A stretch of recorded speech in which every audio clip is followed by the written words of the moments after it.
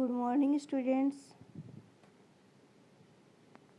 Today we will discuss about electromagnetic forming और magnetic pulse forming. हमने last class में पढ़ा था फॉर्मिंग प्रोसेस में हमने पढ़ा था type first explosive forming. Explosive forming के केस में क्या था कि मैंने आपको बताया था कि हम एक कंटेनर लेते हैं, ठीक है। उस कंटेनर में हम क्या करते हैं, वाटर फिल करते हैं, ठीक है। वाटर फिल करने के बाद में क्या करते हैं, हम डाई लेते हैं। जिस शेप की डाई हमें चाहिए, दैट मीन्स हमें वर्क पीस से कौन सी शेप हमें रिक्वायरमेंट है, उस शेप के हम क्या करेंगे, डाई लेंगे, ठीक है।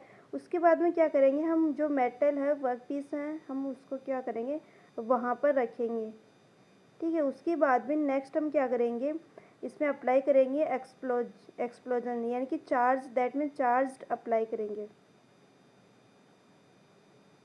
चार्ज इसमें अप्लाई करेंगे तो क्या होगा, एक्सप्लोजन होगा। एक्सप्लोजन होगा तो जो एक्सप्लोजन की जो डायरेक्शन होगी वो क्या होगी, यूनिफॉर्म होगी ओवरऑल और थ्रू।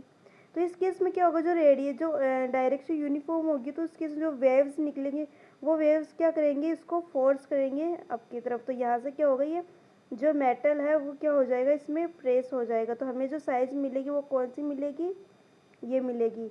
ये तो था अंडर वाटर। और डायरेक्ट कॉन्टैक्ट के केस में क्या होता है, जो हमने एक्सप्लोजिव पढ़ा था, तो इसमें उस केस में क्या होता है कि हम 2 डाइज लेते हैं, ठीक है। 2 डाइज लेने के बाद में क्या करते हैं, डायरेक्ट कॉन्टैक्ट की बात करें, ठीक है, तो हम क्या करेंगे, जो हमें वर्क पीस है, जो रॉ मटेरियल है, वर्क पीस है, उसको क्या करेंगे, यहाँ पर ओवर रखेंगे। ये क्या है, वर्क पीस है, ये 2 डाइज है। जिस शेप की हमें रिक्वायरमेंट या फिर डिजायर्ड शेप हमें चाहिए, उस शेप की डाई हम लेते हैं, ठीक है। उसके बाद में क्या करेंगे, यहाँ से हम क्या करेंगे, चार्ज अप्लाई करेंगे। चार्ज अप्लाई करेंगे तो यहाँ पर क्या होगा, एक्सप्लोजन होगा। एक्सप्लोजन होगा तो क्या होगा, जो ये कैविटी है, इस कैविटी में क्या होगा, पंच होगा। कैविटी में पंच होगा तो हमें साइज कौन सी मिल जाएगी, जो मेटल की है वो प्रोडक्ट है, वो हमें ये प्रोडक्ट मिल जाएगा। तो ये तो थी एक्सप्लोजिव फॉर्मिंग। आज हम बात करेंगे इलेक्ट्रोमैग्नेटिक फॉर्मिंग। तो इसमें क्या होता है, इलेक्ट्रोमैग्नेटिक फॉर्मिंग के केस में तो आप ये लैंग्वेज वगैरह पढ़ सकते हो। मैं लैंग्वेज वगैरह नहीं पढ़ रही हूँ, मैं सिर्फ आपको डायरेक्ट बता रही हूँ इलेक्ट्रोमैग्नेटिक फॉर्मिंग होता क्या है, ठीक है। तो हम क्या करेंगे, इलेक्ट्रोमैग्नेटिक फॉर्मिंग के केस में एक कॉइल लेंगे, ठीक है। ये कॉइल क्या है, कॉइल कैपेसिटर है, कैपेसिटर। और ये कैपेसिटर क्या है, हाईली चार्ज्ड है, हाईली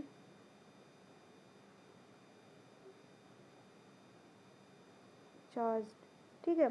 तो इस केस में क्या करेंगे, अगर हाईली चार्ज्ड है तो इस केस में क्या होगा, मैग्नेटिक लाइन फोर्स, अगर ईएमएफ इंड्यूस्ड होगा, मैग्नेटिक लाइन फोर्स इंड्यूस्ड होगी, ठीक है। तो इंड्यूस्ड होगी तो इस केस में क्या होगा कि आप लोग जानते हो कि अगर यहाँ पर हम मेटल प्लेस कर दे, मेटल को रख दे हम यहाँ पर दोनों साइड में कैपेसिटर के, ठीक है। तो इस केस में अगर मेटल रख देंगे हम, तो मेटल में भी क्या होगा, करंट फ्लो होगा। मेटल में भी क्या होगा, करंट फ्लो होगा। मेटल में करंट फ्लो होगा, ठीक है। और वो कौन सा करंट होगा, जो इंड्यूस्ड करंट होगा,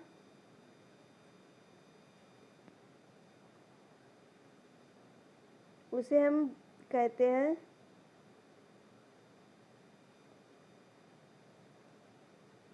ईडी करंट। क्या कहते हैं, ईडी करंट, ठीक है। जो करंट इंड्यूस्ड होगी वो कौन सी होगी, ईडी करंट इंड्यूस्ड होगी, ठीक है। तो इस मेटल में क्या होगा,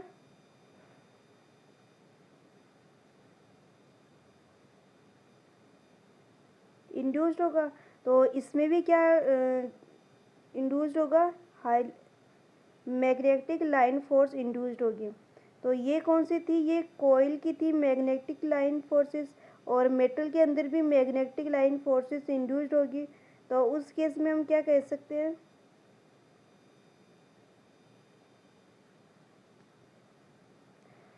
तो इस जो कोइल और कैपेसिटर, इसमें जो डायरेक्शन होगी मैग्नेटिक लाइन फील्ड की वो इस तरफ होगी।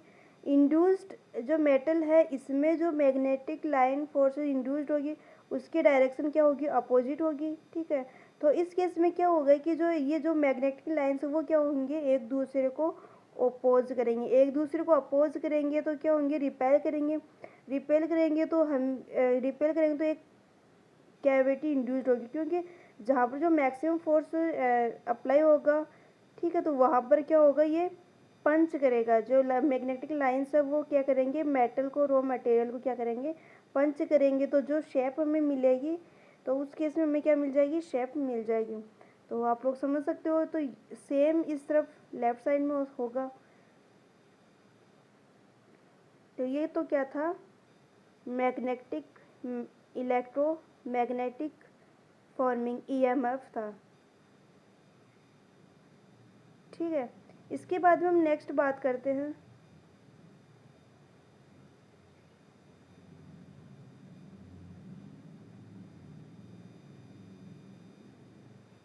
नेक्स्ट बात करते हैं, अभी मैं बता देती हूँ आपको, electromagnetic forming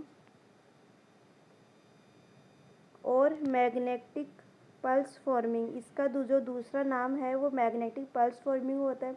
in this method the electrical energy stored in a capacitor bank is used to produce opposing magnetic field around a tubular workpiece. ठीक है, जो मैंने बताया था सेम इसी में है। Surrounded by current carrying coils, the coil is firmly held and hence the workpiece collapses into the die cavity due to magnetic repelling force, thus assuming die shape. The process is also called magnetic pulse forming and is mainly used for shearing type operations such as fastening fittings on the ends of tubes and crimping terminal ends of cables. That means जो इस type का process है, ठीक है, EMF जो process है वो जो उसका एप्लीकेशन है वो कहाँ यूज में ले सकते हैं, फास्टनिंग फिटिंग के केस में यूज में ले सकते हैं। ठीक है, on the ends of tubes, या फिर हम ले सकते हैं crimping terminal ends of cable, जो केबल्स की जो एंड्स है वहाँ पर जो क्रिम्पिंग टर्मिनल है उस केस में हम क्या कर सकते हैं, यूज में ले सकते हैं। Other applications are banking, forming, embossing and drawing. तो उसके अदर एप्लीकेशन में उसका जो ड्राइंग है, यानी कि वायर देखा होगा आपने, वायर वगैरह उसमें यूज में ले सकते हैं। तो ये अलग अलग एप्लीकेशंस हैं। The work coils needed for different applications vary although the same power sources may be used. Electromagnetic forming,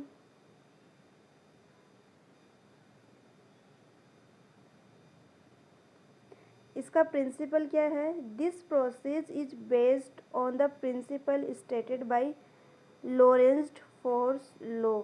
ठीक है, कौन से प्रिंसिपल पे बेस्ड है, Lorentz force law, that the electromagnetic field of an induced current always opposes the electromagnetic field of the inducing current. तो ये process, ये law क्या कहता है, लॉरेंट्ज़ फोर्स लॉ ये कहता है कि that the electromagnetic field of an induced current always opposes the electromagnetic field of inducing current. जो आपने देखा होगा, मैंने क्या किया था, एक कैपेसिटर कोयल लिया था, ठीक है, हाईली चार्ज था, और जब कैपेसिटर कोयल था तो यहाँ पे क्या होंगे, मैग्नेटिक फील्ड लाइंस जनरेट होगी, इंड्यूस्ड होगी। तो इस केस में हम क्या करेंगे, मेटल यहाँ पर प्लेस करेंगे, मेटल प्लेस करेंगे तो मेटल के अंदर भी क्या होंगे, ईडीज करंट फ्लो होगी। उस केस में क्या होंगे, जो मैग्नेटिक लाइन है वो प्रोड्यूस होगी। जो डायरेक्शन होगी इसकी क्या होगी, अपोजिट डायरेक्शन होंगी मैग्नेटिक इलेक्ट्रोमैग्नेटिक फील्ड या लाइंस की। ठीक है, तो यही कहता है लॉरेंट्ज़ लॉ, क्या कहता है, ये कहता है always oppose the electromagnetic field of the inducing current. In this method, a large capacitor bank is discharged, producing a current charge through a coiled conductor.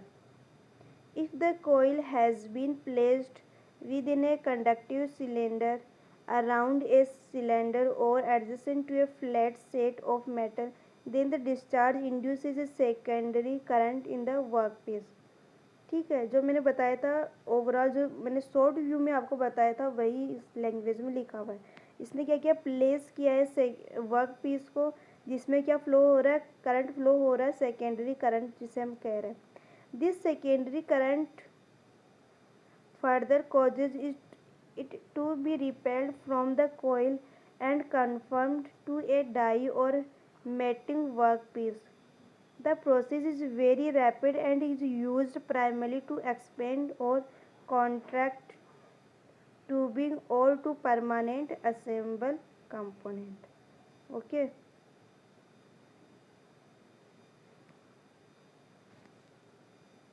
Next, construction details and working. The setup of EMF consists of the pulsed power generator, the inductor including a field shaper. If applicable, the workpiece and application depend further tool components such as form defining dies etc. The process is started by charging and subsequently discharging the capacitor of the pulse power generator. A sinusoidal current flows through the inductor. This current induces a corresponding magnetic field. If there is an electrically conductive workpiece in direct proximity to inductor, or a second oppositely directed current is induced. ठीक है, तो ये working आप working पढ़ सकते हो और आपको लिखना है नोट्स में। The energy density stored in the magnetic field between workpiece and inductor acts as magnetic pressure which can reach several hundreds of megapascal and causes the acceleration and deformation of the workpiece. तो ये क्या कह रहा है, ये कह रहा है कि जो मैग्नेटिक प्रेशर होगा वो कितना होगा, वो several hundreds of mega pascal होगा, जिसके कारण क्या होगा, जो एक्सेलरेशन एंड डिफॉर्मेशन जो होगा, मतलब वर्क पीस का क्या होगा, डिफॉर्मेशन होगा, किसके कारण होगा, वो होगा मैग्नेटिक प्रेशर के कारण होगा, जो कि कितने मेगा पास्कल के 100 टाइम्स है। ठीक है, the direction of the movement is always targeted away from the inductor. जो मूवमेंट है, यानी कि जो डायरेक्शन ऑफ मूवमेंट है, वो हमेशा ही क्या रहेगा, इंडक्टर के अवे रहेगा from the inductor. Magnetic forming और मैग्नेटिक पल्स फॉर्मिंग, इसमें प्रोसेस वेरिएंस में depending on the geometry and the alignment of tool and work piece, 3 process variants can be distinguished. These are, तो हम ये कह सकते हैं कि ज्योमेट्री के अकॉर्डिंग जो वर्क पीस का अलाइनमेंट है या फिर टूल का अलाइनमेंट है, वो हम डिपेंड करते हैं, वो 3 टाइप्स पे डिपेंड होता है। First one, electromagnetic compression of tubes and hollow profiles by means of an inductor enclosing the workpiece। ठीक है, तो इस केस में क्या होता है कि हम क्या करेंगे, बिफोर फॉर्मिंग क्या करेंगे, एक कॉइल कंसिडर करेंगे,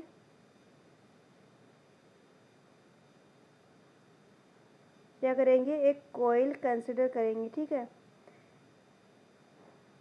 उसमें हम जैसे हमने ये क्या लिया, कॉइल लिया और ये वर्क पीस लिया है, वर्क पीस क्या क्या इंसर्ट किया है। ठीक है, आफ्टर फॉर्मिंग क्या होगा, तो आप देख सकते हो आफ्टर फॉर्मिंग ये थ्रेडिंग जो आप देख रहे हो, ये थ्रेडिंग क्या हो रही है, फॉर्मिंग हो रही है। तो coils around tube is compressed into grooves और फिटिंग, तो आप रिजल्ट देख सकते हो।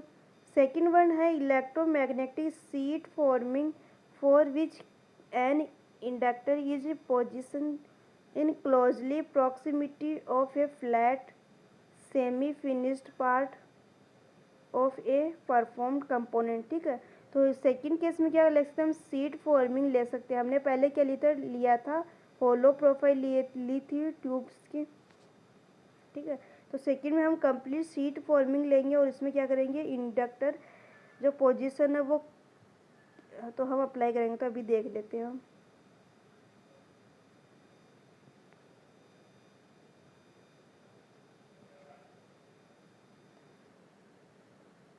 तो यहाँ पर आप देख सकते हो जो वर्क पीस है वो क्या है, सीट है। और ये जो डाई है जो हमें जिस शेप की रिक्वायरमेंट है उस शेप की हमने क्या प्लेस की है, यहाँ पर डाई प्लेस की है, ठीक है। और coil placed under flat sheet with die on top, ठीक है। तो यहाँ पर हम क्या करेंगे, जो कोयल है वो क्या करेंगे, प्लेस्ड करेंगे।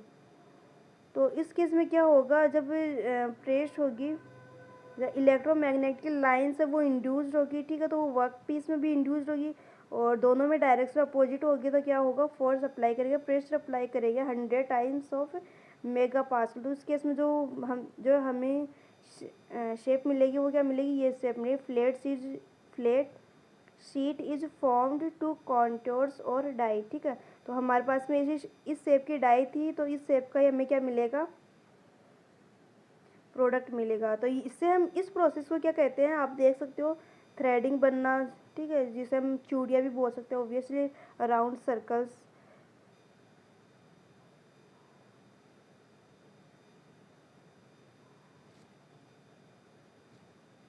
तो आप यहाँ देख सकते हो, तो इसे क्या बोलते हैं, स्वैगिंग, ठीक है। और अगर हमने सीट मेटल फॉर्मिंग लिया है, ठीक है, और उस पर जो इलेक्ट्रोमैग्नेटिक प्रेशर है वो अप्लाई होता है, तो उससे जो हमें प्रोडक्ट मिलता है उसे क्या बोलते हैं, एम्बोसिंग या फिर ब्लैंकिंग। तो आपको ये नाम भी ध्यान रखना है। Next, process variants, the electromagnetic expansion of tubes and hollow profiles by means of an inductor position within the work piece. तो इस केस में क्या करेंगे, इस केस में जो कोइल्स, यानी कि अभी हमने क्या किया था, एक्सटर्नल किया था, जो होलो ट्यूब्स ली थी वो क्या ली थी, एक्सटर्नल ली थी, ठीक है। लेकिन इस केस में क्या करेंगे, इस केस में जो ट्यूब्स ले रहे हैं जो होलो ट्यूब है, ठीक है, इसके अंदर हम क्या करेंगे, कोयल प्लेस करेंगे, ठीक है, इसके अंदर कोयल प्लेस करेंगे। तो इसकी जो इंटरनल है, तो आप लोग देख सकते हो यहाँ पर क्या है, हमने कोयल यहाँ पर अंदर की तरफ प्लेस की। ये क्या है, डाई। डाई कौन सी डाई है, ये वो डाई है जिस शेप की हमें रिक्वायरमेंट है, ठीक है। और वर्क पीस आप देख रहे हो, ये वर्क पीस राउंड है, coil inserted inside tube surrounded by die and inside. तो आफ्टर दिस हमें क्या ऑब्टेन होता है, हमें जो ये आप साइज देख रहे हो, tube is expanded into die to form beading, expanding भी कह सकते हैं, यानी कि हमें क्या करना हो, अंदर से जो साइज है अलग से राउंड साइज है वो क्या करनी हो, इंक्रीज करनी हो। तो यहाँ से क्या हुआ, जो डाया है वो क्या हुआ, इंक्रीज हुआ है, ठीक है। तो जब अंदर से फोर्स अप्लाई होगा तो ऑब्वियसली जो राउंड है, जिस शेप की हम डाई ले रहे हैं उस शेप का ही क्या होगा, हमें प्रोडक्ट मिलेगा। तो जो एक्सपेंडिंग मिला material, this work piece is placed in a coil, a high charging voltage is supplied for a short time to a bank of capacitors connected in parallel. When the charging is complete, which takes very little time, a high voltage switch triggers the stored electrical energy through the coil. A high intensity magnetic field is established which induces eddy currents into the conductive workpiece, resulting in the establishment of another magnetic field. The process produced by the two magnetic fields opposes each other with the consequence that there is a repelling force between the coil and the tubular work. Okay, तो आप लोग ये देख सकते हो।